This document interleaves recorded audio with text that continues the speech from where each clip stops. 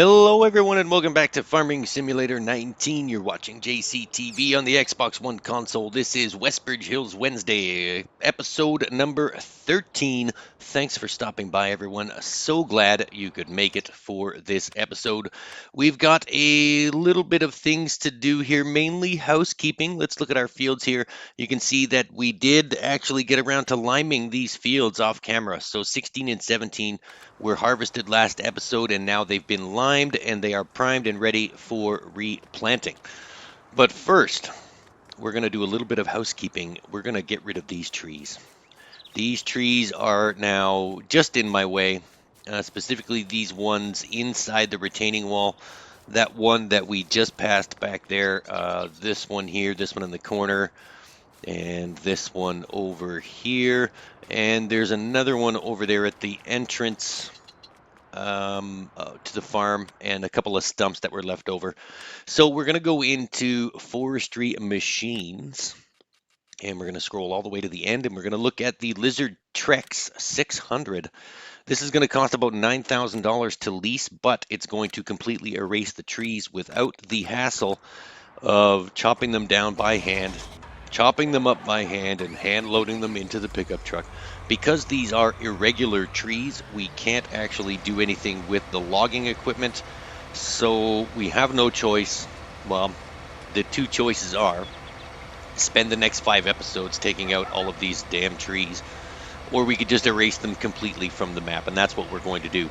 So we've leased the Lizard Trex 600. We're driving it back to the farm, and we're going to, one by one, erase these trees from existence.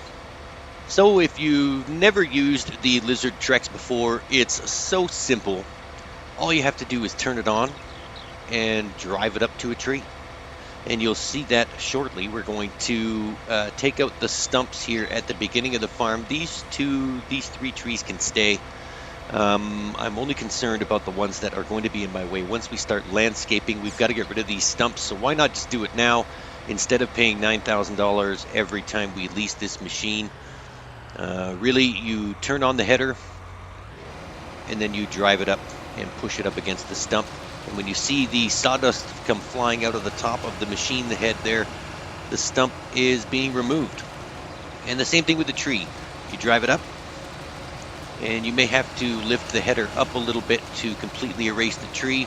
But when you see this, there it goes. And now the tree's gone. Now all you have to do is erase the stump. And that is tree eradication 101, folks. Those 2 trees are gone. We're going to erase this tree now. And while we are erasing these trees, do me a quick favor. If you have not done so already, look in the bottom right-hand corner of your screen and click that subscribe button for me. That would be greatly appreciated, folks. Then when you're done that, like and share this video and ring that notification bell so you can be alerted every time we upload new content. You don't want to miss anything that's coming from the channel. That's what I wanted to say. Then when you're done that, come and follow us on all of our social media campaigns. You can find us on Twitter, Facebook, Discord, Patreon. Come and join our Discord channel if you choose to. That's a great group of folks just chatting up Farming Simulator stuff all day long. And then there's also a small PayPal link as well if you feel so inclined to send a donation my way. That'd be greatly appreciated. We are saving up for a PC setup, but we'll still continue to play on the Xbox One console once we do achieve PC status. Just remember, folks, donations are obviously never expected, but they are always greatly appreciated.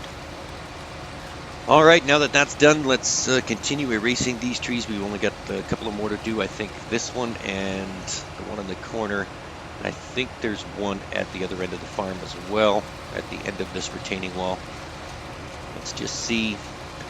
Now, the next step of our plan, once these trees are erased, there's one there, we're going to buy a shed to put the wool in. I don't want to just pile the wool pallets onto the bale trailer because we're going to be using that bale trailer, and it's counterproductive if I'm just putting them on and taking them off, putting them on, taking them off. That's a waste of time. So we're going to get a medium to small sized shed to put the wool pallets into, where we can just store them and they're out of the way and it looks neat and it'll look like an operational farm at the end of the day. There we go. We'll return the lizard Trex. Thank you, sir, for your service. The trees are now gone, and I'm once again content with the lack of trees. All right, so we've got to store the wool. Let's go into sheds. Let's go find a shed that we are happy with. Now, I don't want one that's super huge, and I don't want one, obviously, that's super small. I'm thinking this one here for $15,000, the Lizard Farm Garage. And I think we're going to stick it right over there in that corner where the two retaining walls meet. Um, I thought about putting it here, but then I thought, nah, I don't really want to put it there. I have other plans for that space. Let's move it right back here into the corner. Let's get it as close to the wall as we possibly can. We don't need to drive around it or behind it. That looks good right there. So now let's jump into the John Deere tractor. We'll drive over to the new shed and we'll see. I think the terrain is altered a little bit with the placement of that shed. So we are going to have to fix that a little bit and smooth some things out. Oh, there's the shed. God bless you, Westbridge. It just magically appears out of nowhere.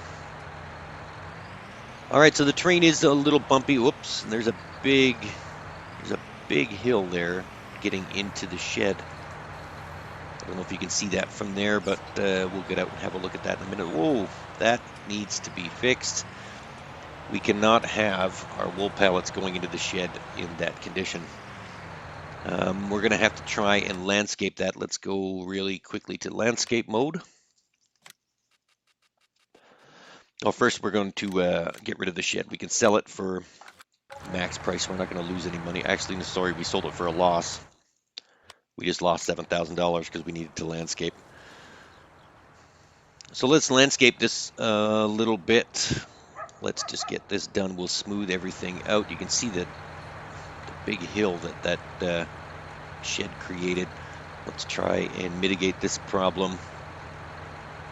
Smooth everything out. You can see the money going down. That means the landscaping is working. And when the money stops going down, the landscaping is stopped. So you can hold down the smooth button all you want. If you don't see the money going down, it's not really doing anything. We just need to alter the size. There we go. Perfect. Let's smooth this out a little bit. And then we'll replace that shed back on this piece of property.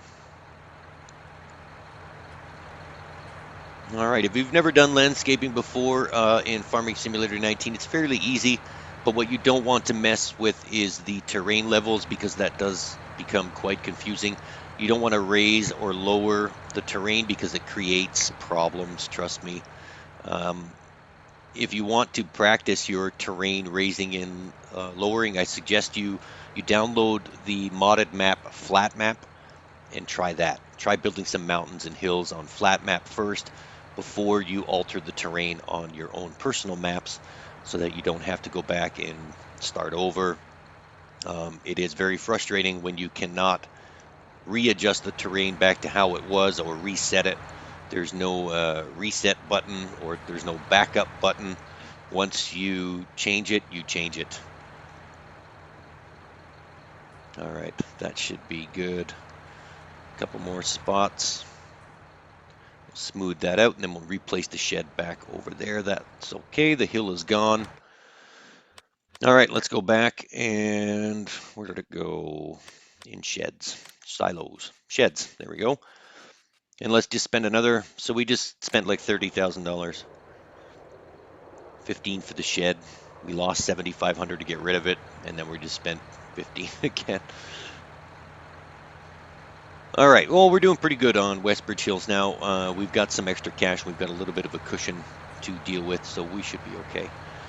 There we go. Let's place that right there. And now we should be okay in terms of driving in and out of this shed. There we go. There's still a little bit of a hill there, but it is not that bad.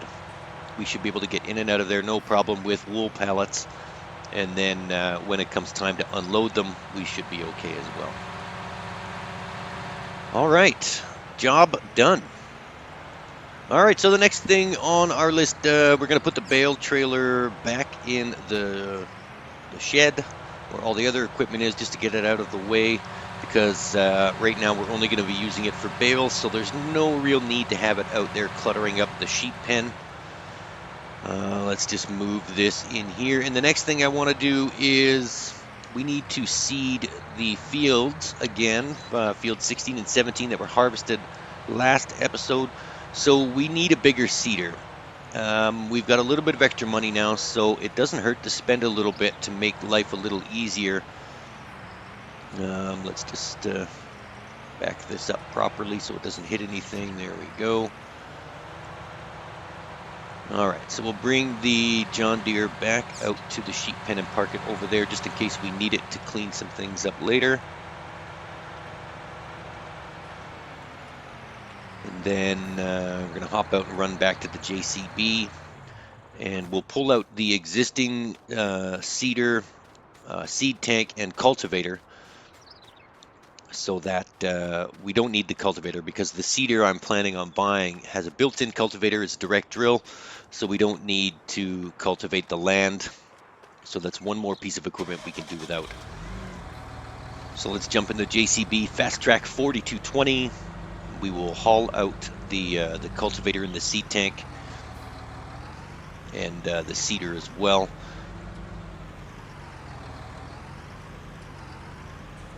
All right, this is the, I'm trying to back up to the, I think that's the cultivator. Or is it the seeder? Either one, we're going to sell them all. Oh no, the seeder is back there. The seeder is right there. All right, so this is the cultivator and the seed tank, which are going to make their inevitable departure. We're just going to hop into the menu, sell these, and then we've got enough money to buy, I think it's the horse seeder that we're going to buy. It's a little bit wider. First, we empty the seed tank so that we can use those seeds again. There's no sense in wasting money. All right, let's get into the menu here. Let's go over to, there's the seed tank. You can go. There's the seeder. You can go. And there's the, what are we doing here? All right, so this is the seeder that we're going to be buying. We're going to be buying the, I think, is it the horse or the Vaderstad I wanted? I can't remember now. I think it was the horse. I wanted the horse Pronto 9 DC for $104,000. Yeah, that's the one we wanted, right there. So we're going to be buying that. Let's have a look at this here. So it does have a 5,000 seed capacity. So we've purchased that. And oops, I forgot to sell the cultivator. It's still sitting there. Let's get rid of that real quick. Oh, you almost beat me, Mr. Cultivator. You almost had a second shot at life, but you are gone. $12,000. We need that $12,000. All right. See you later. All right, so now we've got just a half-full seed pallet there. Let's drive on up to the shop and pick up the new seeder. All right, and we have returned with the seeder. That was a short trip to the store. Everyone's seen this shop. We all know what it looks like. All right, so let's take this seed pallet, fill up the seeder, and then we will fill it up the rest of the way. And now also what we're going to need is a solid fertilizer tank, because this particular seeder does not take liquid fertilizer. I don't think any of them do. They all take solid fertilizer. So we're going to position a solid fertilizer tank here with the seed and liquid fertilizer tank, and then we will be set to go. Yeah, this is the liquid fertilizer tank here. So let's hop into the shop real quick. We will purchase a solid fertilizing tank that's found under miscellaneous. These are mods that you can download. It's the fillable seed tank mod, or the the refilling station seed tank. I can't remember what it's called. Doesn't matter. They're big, they're white, they're round, they're easy to find in the mod hub. All right, so we're going to place that right there beside the shop. Everything is nice and centrally located on our farm, so it's easy to find and easy to get to. Doesn't look too crowded right now. I'm very happy with the layout that we've chosen. We just need to make some minor tweaks and adjustments to get some more things. Spoiler alert, we do plan on getting more animals other than sheep, so we need to make sure that we have enough room for those on the farm. I'm not going to spoil what type of animals we're going to be getting, but you'll have to keep watching the episodes to find out. All right, so we're going to use the JCB Fast Track to seed the fields. You can see the lime has set into the fields now. We no longer need to lime, so we can fertilize to our heart's content with the light blue and dark blue fertilizing stages now visible because we limed the fields. Even though liming is off, you still have to do it the first time just to get it out of the way, and then you never have to do it again. All right, what are we going to plant here? I'm confused. All right, let's go look at the pricing here. All right, let's go with, the winner is soybeans. We're going to be planting soybeans in this field, and then we'll plant something else over in the other field maybe, or maybe we'll just plant soybeans. Who knows? Your guess is as good as mine because I can't remember what exactly we planted in that other field right now. These voiceovers are recorded after the fact, so I'm having a little trouble remembering what happened. All right, so we are off and on our way. We are seeding the field. All right. Now, while this fine gentleman is seeding the field, we are going to need something to do. Oh, this worker's struggling. We should not have used the JCB to seed this field uphill. Maybe we should have just did it sideways instead of up and down, so that way we wouldn't have to climb the hill. Mental note for next time: start at the top of the hill and work your way down, because this JCB is just not powerful enough. I need to switch this out. Anyway, we need to get a more, I like the JCB Fast Track. It's very quick. It's got a high top speed of 40 miles an hour, and it's got the four-wheel steering. If you've never used the JCB Fast Track, I strongly advise testing it out. It does have something called crab walk. I'm not going to spoil what that is. You're going to have to go and buy a JCB Fast Track just to see what crab walk is, but it's fantastic. All right, so let's go do some contracts while that guy is seeding. We've got a harvester, so let's look at some harvesting contracts and make some extra money. Let's tackle this big job over in field number 13 for $26,541. Field number 13 is ginormous. It's in the bottom left-hand corner of the map by the sawmill, and it's got like 3 levels to it, and it's super huge, but we're going to make a lot of money because we get to keep the leftover crops from the harvest, plus being paid to harvest the crops as well. So that's going to work out in our favor. Right now we're sitting at $56,679, going down by the dollar every time the worker cashes in. So let's drive this. First we're going to repair just to see, because this is a big job over at field number 13. I don't want to come back and repair the harvester mid-harvest.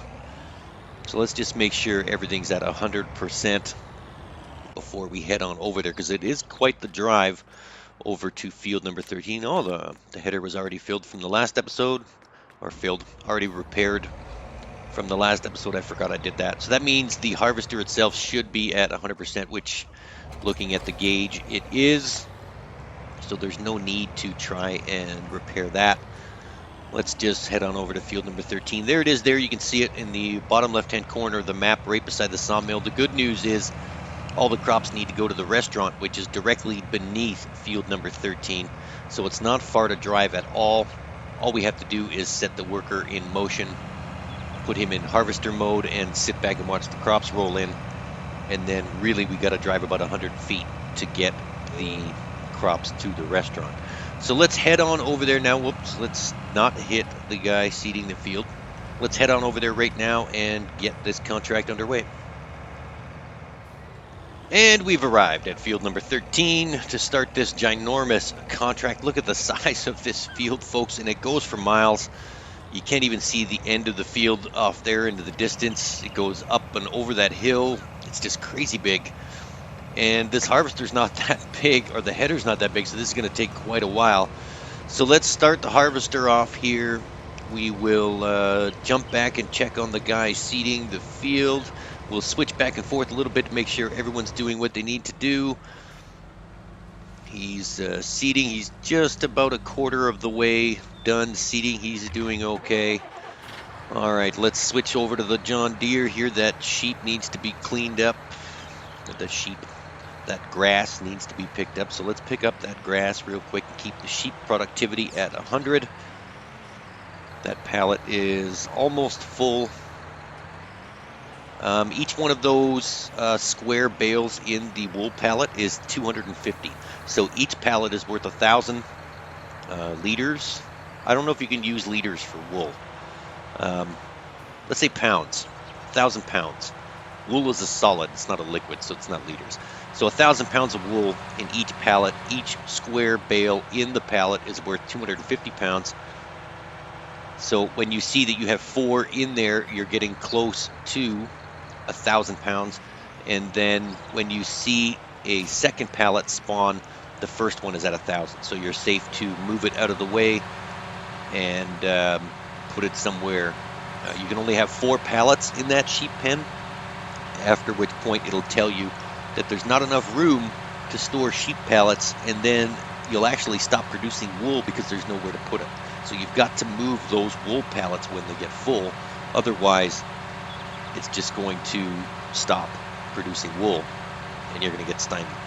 So let's drive the tipper over to field number 13. We'll get ready to, empty the harvester. He should be nearing 80% capacity at some point, so we're going to have to empty it and bring the crops over to the restaurant. Let's just take this scenic drive here. Nice shot of the John Deere and the tipper barreling down the dirt road. All right, we'll show you where the crops need to go. It's that flashing green dot coming up on your map. The restaurant is located directly beneath field number 13, so it's convenient that they have to go there and not somewhere across the map, because that's usually my luck when you're doing a contract work on the top right hand corner, and the crops have to be delivered in the bottom left hand corner. It's quite the drive driving across the entire map. It's kind of annoying. There's that flashing green circle there. Here's the restaurant where the wheat needs to be delivered, right there on that cell point. And then the field itself is located right here, right by the sawmill. There's the sawmill coming up there where we sold all of those silly trees from our farm. All right, and I'm not sure if this is a glitch in the Westbridge map, but you can see my harvester likes to clog itself up with wheat or with straw. It clogs it up and then just spits it out in one big humongous pile that I can't drive the baler over. Look at this. It just rocks back and forth until it gets a mountain of straw. For some reason, in certain sections of each field, it clogs up and just doesn't spit out the straw. I don't understand it. It works, and you can drive over that mountain of straw. You just need to do it in 4 or 5 different passes. All right, so we've got the seeder in field number 17 now. That guy has already completed field number 16. We moved him over to 17. He is almost done 17. And let's see what's happening here. All right, we are well on our way. Harvesting job is going smooth. We've already taken some wheat over to the restaurant. Things are going smoothly. Let's go back and check on the seeder. Okay, so he's done. We can fold up the seeder and put it away. That made much more quick work than the 3-meter seeder that we were using previously. So it was a good decision getting this horse seeder. There's a little blank spot there. It was a good idea getting this horse seeder because it made quick work of those fields.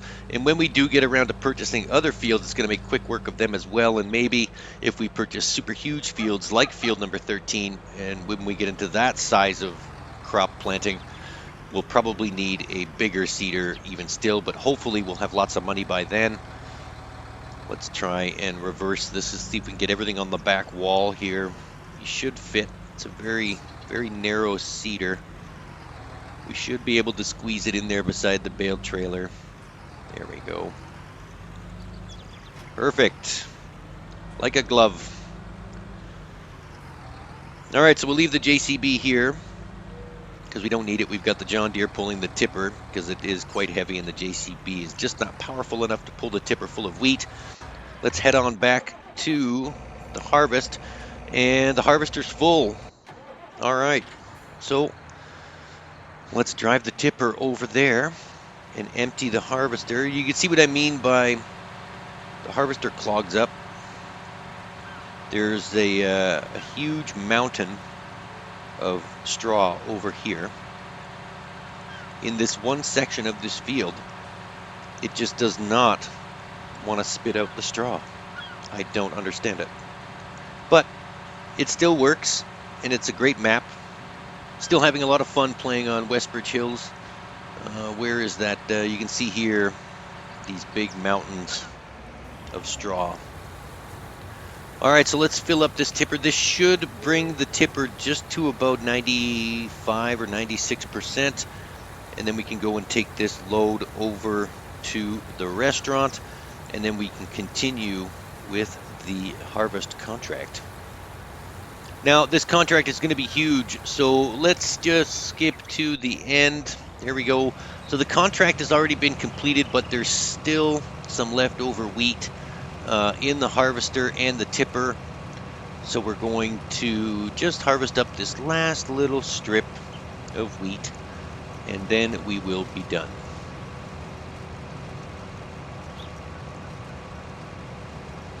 This last little strip of wheat. You can see now the harvester is down to 5 miles an hour. Normal working speed is 6 miles an hour. When you drop down to 5 miles an hour, that means something needs to be repaired, either the header or the harvester. The harvester is down to about a quarter of the maintenance. It's down a quarter of maintenance. See what I mean about the huge straw swath piles? And then the header is probably less than 50% as well, so we've got to repair that.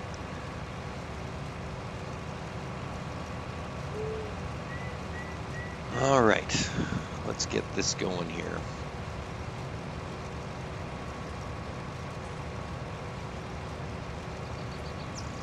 All right, that is the end. Oops, wrong button. I jumped out.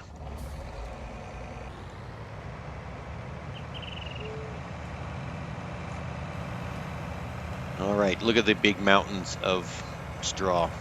That's crazy. You have to drive over that like 4 or 5 times with the baler just to get the bale out. But there's so much straw sitting there, and it does this like in the same spot every pass. So I'm not sure if it's just like a map glitch or something, but who knows? All right, let's get all of this wheat into the tipper. This is the last load, and then we can collect our contract money. Just a little bit more to go. You can watch the wheat drain out of the harvester. And then we're just waiting. All right, so what do you want to talk about while we're waiting? The news, the weather, sports? Who knows? All right, we're done. Conversation over. Let's drive the tipper over to the restaurant, which is conveniently located right here. We'll dump out the rest of this wheat, and then we'll collect the harvest contract money. All right, here we go. 61, 62. $65,000, and now we can collect the contract money for $26,000, and now we are up to $92,293. Not bad.